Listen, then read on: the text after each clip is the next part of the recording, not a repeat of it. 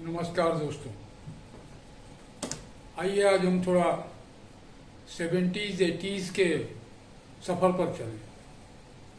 हमारी पीढ़ी के लोगों को याद होगा 1970s में 70s 80s में हमारे देश में नवजनवादी सांस्कृतिक आंदोलन शुरू हुआ था। ये आंदोलन था गरीबों के बीच जाकर उनकी ताकत को एहसास कराने का। यह आंदोलन चला। इस आंदोलन में एक नाम था 70 के 80 के दशक में, जो बहुत नामचीन नहीं था, लेकिन इस घटना के बाद एक छोटी सी घटना घटी। उस घटने के बाद वो शख्स नामचीन हो गया। मैं बताऊं, गाजियाबाद म्युनिसिपल बॉडी का इलेक्शन का वक्त था और एक शख्स जिसका नाम था सफदर हाशमी साहिबाबाद के झंडापुर में एक पथ नाटक, स्ट्रीट थिएटर कर रहा था। थिएटर का नाटक का नाम था हल्ला बोल। अगर हम अंग्रेजी में बोलें तो रेज योर वॉइस। नाटक पूरा नहीं हुआ, बीच में ही उस पर 15-20 लोगों का एक ग्रुप हमलावर हुआ और नृशंसता पूर्वक क्रूएलिटी के साथ उसे इतना मारा गया बुरी तरह कि वो इंजर्ड हो गया। और 2 तारीख को, यानी ये घटना 1 जनवरी 1989 की है, और 2 जनवरी को सफदर हाशमी अस्पताल में दम तोड़ देता है। छोटी सी घटना है। एक बेनाम आदमी एक पथ नाटक कर रहा है और उसकी हत्या हो जाती है बीच सड़क पर। ऐसा क्यों हुआ? आज मैं चाहूंगा कि जो मेरी पीढ़ी के लोग हैं उन्हें याद होगा, जो बाद के लोग हैं, कुछ लोग अगर नहीं भी जानते हो तो एक बात जान लो कि ऐसा घटा क्यों। इस छोटा सा घटना का असर क्या है? सफदर हाशमी था कौन? वो क्यों मारा गया? क्या करता था वो? सफदर हाशमी 1954 में 12 अप्रैल को दिल्ली में पैदा हुआ था। 2 जनवरी 1989 को 34 साल के उम्र में साहिबाबाद के झंडापुर में नृशंसता पूर्वक मार डाला गया। ये 34 साल का पीरियड था। दरअसल 70s के पहले सफदर हाशमी भी बच्चा था। वो अपने परिवेश में बड़ा हो रहा था। मगर होता है ना, कुछ बच्चे ऐसे होते हैं जो परिवेश से कुछ लेते हैं।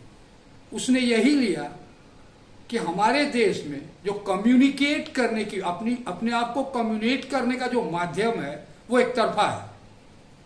ऊपर से हमें अपसंस्कृति में डूबी फिल्में दिखाई जाती हैं, अश्लील पत्र पत्रिकाओं का बाढ़ आता है, और एक शक्ति है जो चाहती है कि हम वही सुने जो वो सुनाना चाहती है, हम वही सीखें जो वो हमें सिखाती है।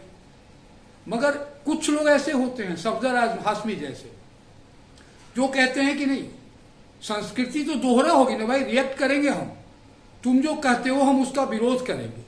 आजादी के बाद समाज क्रमशः फासिस्ट होता जा रहा था।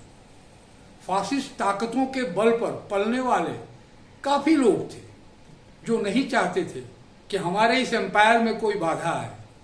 सफदर हाशमी 73 के बाद जननाट्य मंच के गठन में फाउंडर मेंबर था, जो बाद में इप्टा के नाम से जाना गया, Indian people's theatres association. IPTA आज भी अपना काम कर रही है, हालांकि बहुत कमजोर हो गई है इप्टा, फिर भी अपना काम कर रही है। इप्टा के माध्यम से ही वो हल्ला बोल एक नाटक लेकर उन फासिस्टों के खिलाफ साहिबाबाद के झंडापुर में अपनी आवाज बुलंद कर रहा था, हल्ला बोल के माध्यम से, और उसे मार डाला गया। बात यहीं खत्म हो गई। जब 2 तारीख को वो मर जाता है, उसका नाटक अधूरा रह जाता है। उसकी पत्नी, स्पाउस, मैं तो सलाम करता हूं अगर वो कहीं होंगी जीवित तो। मुझे नहीं पता कि वो मोहतरमा हैं या नहीं। मौलश्री हाशमी 2 तारीख को सफदर के मरने के बाद 4 तारीख को 2 दिन बाद वहीं जाती है जननाट्य मंच के ग्रुप के साथ, और उसी स्पॉट पर उस नाटक को पूरा करती है। माने क्या जज्बात है, क्या हिम्मत है। वो ये कहती है कि हम जो कहना चाहते हैं हम कहेंगे, तुम कितना मारोगे, कितनों को मारोगे। दोस्तों, फासिस्ट शक्तियां अपना काम कर रही है, जनवादी शक्तियां अपना काम कर रही है। सफदर हाशमी तो एक मिसाल था। आज अगर सफदर हाशमी जिंदा होता तो मैं सच कहता हूं मेरे से 1 साल छोटा होता। शकल झुर्रियां बुढ़ापे की कमोबेश मेरे तरह ही होती, मगर वो नहीं रहा। 34 साल की उम्र में चला गया। हम आज जीवित हैं। जानते हैं क्यों? कुछ लोग होते हैं हमारे देश में जो बिना मकसद के जिए चले जाते हैं, जिए चले जा रहे हैं, कोई मकसद नहीं है। और कुछ लोग होते हैं जो मकसद के लिए मर जाते हैं। सफदर वही था जो मकसद के लिए मर गया, और हम बिना मकसद के जिए चले जाने वालों में से हैं। आज शर्म आती है मुझे अपने आप पर। काश मैं सफदर होता। और मैं चाहता हूं कि हिंदुस्तान में आज की पीढ़ी ये बोले कि शायद मैं सफदर हूं, मैं सफदर हूं, मैं सफदर बनूंगा। सलाम है सफदर हाशमी को, सलाम है सफदर हाशमी की पत्नी मौलश्री हाशमी को। इन्हीं बातों के साथ मैं क्या कहूं, इतना दर्द हो गया है, फिर भी हम लड़ नहीं रहे। दुष्यंत का एक पंक्ति, सिर से सीने में कभी, पेट से पांवों में कभी, एक जगह हो तो कहे दर्द इधर होता है। दर्द तो हर जगह है, मगर आज सफदर नहीं है।